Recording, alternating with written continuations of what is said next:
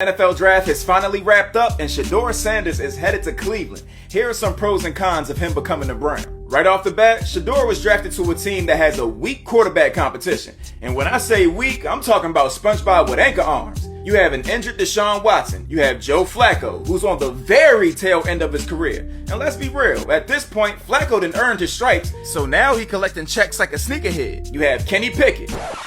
And last but not least, you have Dillon Gabriel. So I feel like it's safe to say not only is it realistic that Shedeur could possibly make the team, but it's also realistic that he could eventually get some starts under his belt, depending on how good he does once he gets under center. The next pro is, and Shedeur, I know you're going to love this one, this is about to be the best offensive line you've been behind in your entire football career.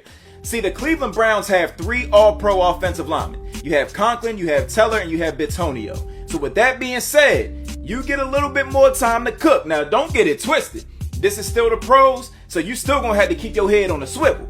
But at the end of the day, we all know, when you have protection, you get to last a few more seconds. And lastly, pro number 3, expectations to win are extremely low. This is the Cleveland Browns we're talking about. Ever since they've been reinstated, they've won about 34% of their games, which means they've been losing ever since Cash Money Records then took over.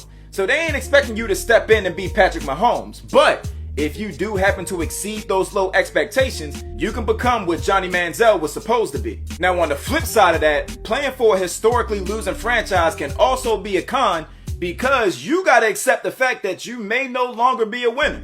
Nick Chubb, Myles Garrett, Denzel Ward, these are all guys who are absolute dogs, but in that Browns uniform, they ain't won a damn thing except a contract extension. So I'm basically just trying to say, keep your expectations at a good balance. Don't go shooting for the moon because you might shoot right back down quicker than Katy Perry and them. The second con, boy, your ass is going to the AFC North.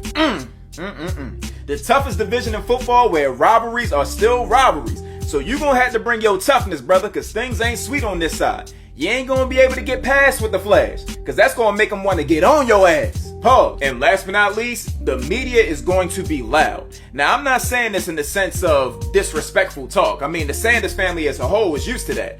But I'm saying, if Shedeur wants to walk in with his head down and just work in silence, impossible. With the historically losing franchise and the weak quarterback competition, the media is constantly going to be in the coach's ear talking about when are we going to see Shedeur? Is it a possibility Shedeur plays? Is he going to make the roster? So on and so forth. There's no working in silence. But it can work in your favor because they're putting the word in for you, but it's also bad because it can be deemed a distraction. But at the end of the day, myself and a whole community of people are proud of you, Shedeur, and we're rooting for you at the next level. Cook up.